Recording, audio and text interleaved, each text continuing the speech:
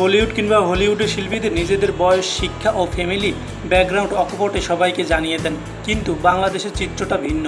এখানে নাটক বা সিনেমা দুই জায়গাতেই পরিচিত তারকাদের বয়স ও শিক্ষাগত যোগ্যতা সঠিক তথ্য পাওয়া কঠিন।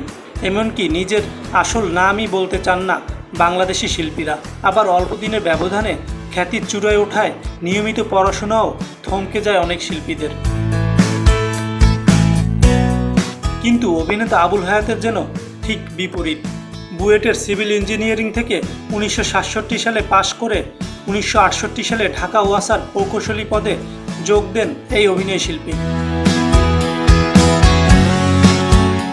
বর্তমান সময় ছোট পর্দার জনপ্রিয় মুখ মেহজাবিন ও লেভেলে থাকার সময় 2009 সালে লাক্স চ্যানেল আই সুপারস্টারে নির্বাচিত হন। পাল্টে যায় জীবন। এরপর শান্তা মরিয়ম ইউনিভার্সিটিতে ভর্তি হন।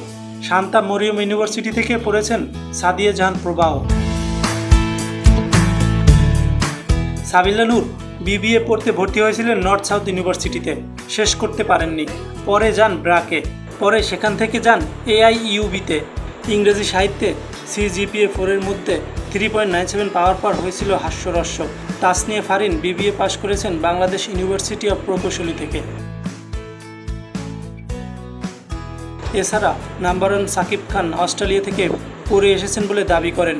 এ নিয়ে বিতর্ক ওঠায় এখন যে কোনো আলোচনায় পড়াশোনার বিষয়টি তিনি এড়িয়ে যান।